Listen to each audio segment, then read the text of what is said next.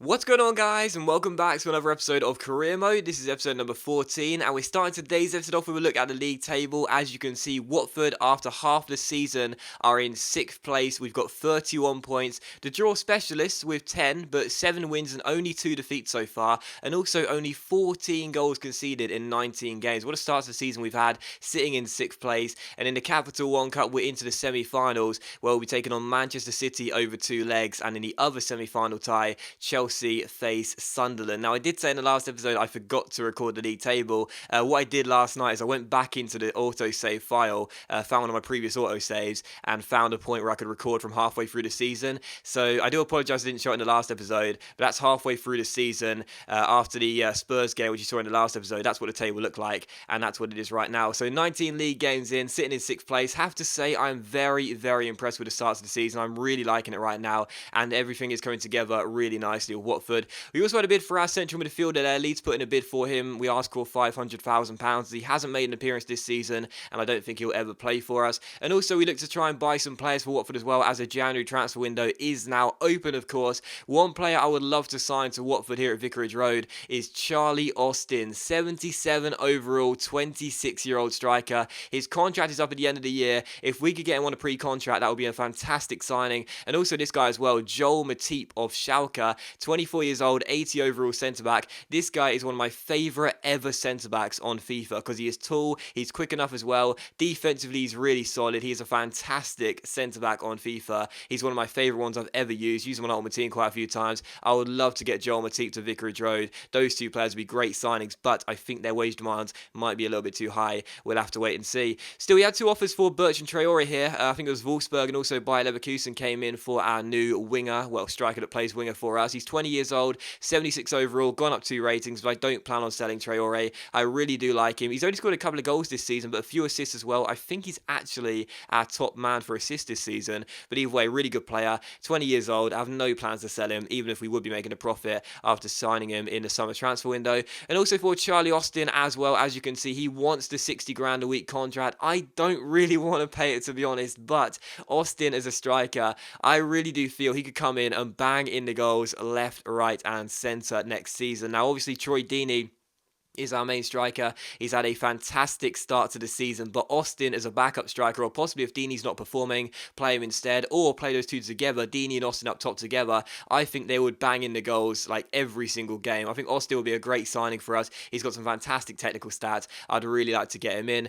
Joel Matip declined his contract though. We'll have to offer him a new one, and we'll wait and see what he says. And we also take on Manchester City for the first game of today's episode here. Manchester City, who play well at home but also very well away, as they are today, with this great away record in the league. It's been a joy to watch. Those 6 wins in the last 9 away games. Marvellous.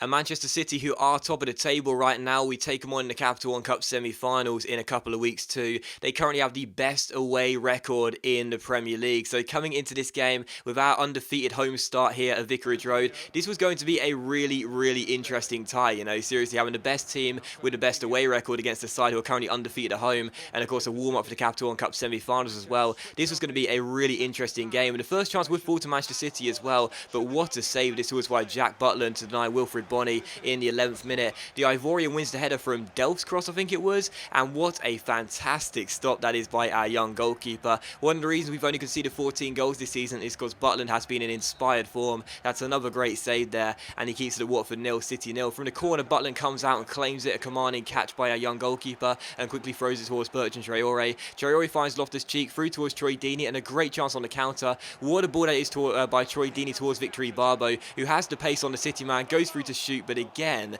how many times have I said that this season? Victor Barbo has all pace, but no end product. Now, in previous FIFAs, that may have been good enough, but in this year's FIFA, it quite simply isn't. But it's still Watford 0, City 0 within the 43rd minute. I mean, this is probably some of the worst defending you'll ever see from me in FIFA, and that is saying something. Absolutely terrible right there. 2 awful time slide challenges, trying to take out Sterling, and thankfully for us, Jack Butland once again has to make a really good save at his near post and keep it at 0-0. Another good chance for City though, 10 minutes after the restart. Kevin De Bruyne gets on the ball and shoots, but the Belgian puts it over the bar and behind for a goal kick. So bad miss by the by the former Wolfsburg man there, I should say. Don't know why he took the shot on so early, but it was still 0-0. In the 89th minute, another good chance for City. David Silva comes forward to shoot, but the Spanish player puts the shot wide of the post and behind for a goal kick, and that was how the game would finish as well. Final score: Watford 0, Manchester City 0, and we'll take that. You know, City weren't too bothered about the draw, as you can see by some of the player reactions. You can see, I think that was Yaya Toure celebrating there. We're not too disappointed to have a goalless draw either. I think that's a fair result. You know, on another day, City probably would have got the win. I didn't play too well in that game. Butland was in really, really good form. No surprise he got man of the match for that game.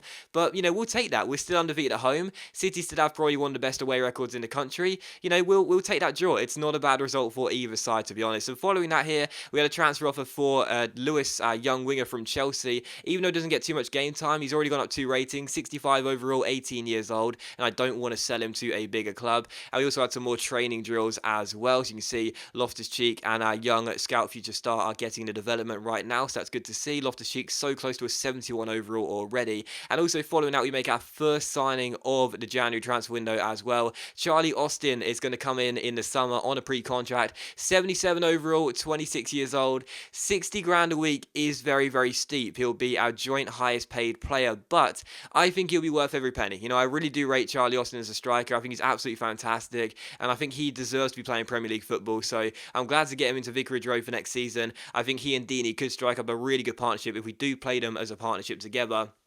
If not, and I'm sure he'll be a good player to come off the bench and play in some cup games as well. Charlie Austin coming in is a really, really good signing in my opinion. We also had a bid for our Lithuanian goalkeeper from Bolton. Neil Lennon wants to take him. He's 28 years old, 70 overall. I know he's only just came into Watford, but to be honest, he's played one game for us. That was in the last episode, actually, in the FA Cup against Notts County. He kept a clean sheet. He didn't really have too much to do, but to be honest, we've got Gomez, we've got Jack Butland, who's of course a rising star, and I want to try and reduce the wage budget. He's on 20 grand a week. We don't need him, and I think it's just better to get him out of the club and possibly sign a younger goalkeeper for the future. Once again, though, Joel Matip declined his contract. The Schalke defender does not want to leave the Veltins Arena and come to Vicarage Road. You can see he declines it again for a third time.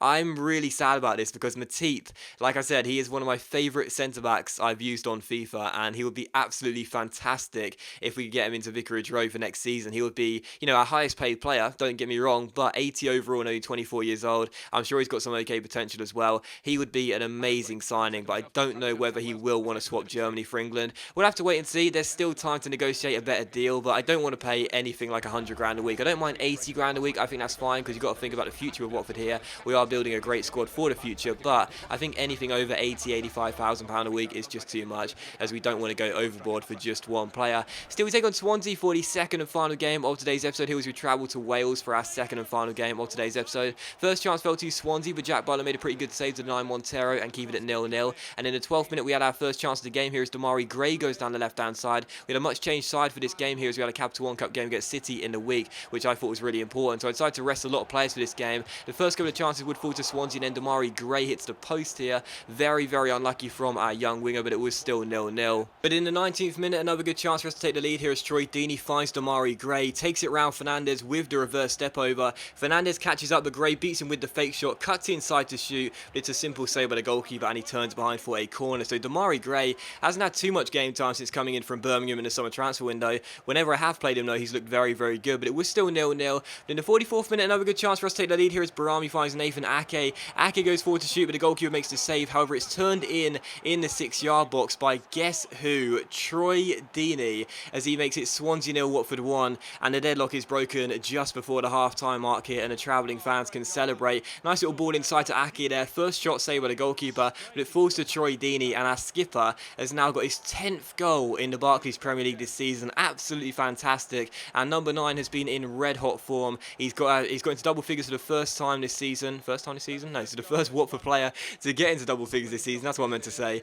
And it's Swansea 0, Watford 1. So Deeney opens the scoring here on the stroke of half-time. But from kick-off here, Swansea had a great chance to instantly reply as Ki Sung Young gets on the ball and finds Kyle Norton. The former Spurs player plays it down the right side towards Barrow. Barrow takes it around Nathan Ake, crosses the ball into the centre. Sigurdsson wins the header, but thankfully for us, the former Spurs man can't find the back of the net, and it goes behind for a goal kick. So still Swansea 0, Watford 1. Those are the stats at half-time. We were playing a little bit better, and in the second half, Swansea genuinely did nothing. This was one of their final chances of the half. John Joe Shelby finds Ashley Williams, and the shot goes over the bar and behind for a goal kick, and that was it. That was their only real chance in the second half, and we hold on for a 1-0 victory here in Wales and return back to Watford with another 3-point notched up, thanks to Troy Deeney's only goal of the game. So final score, Swansea 0, Watford 1. Great to get another win.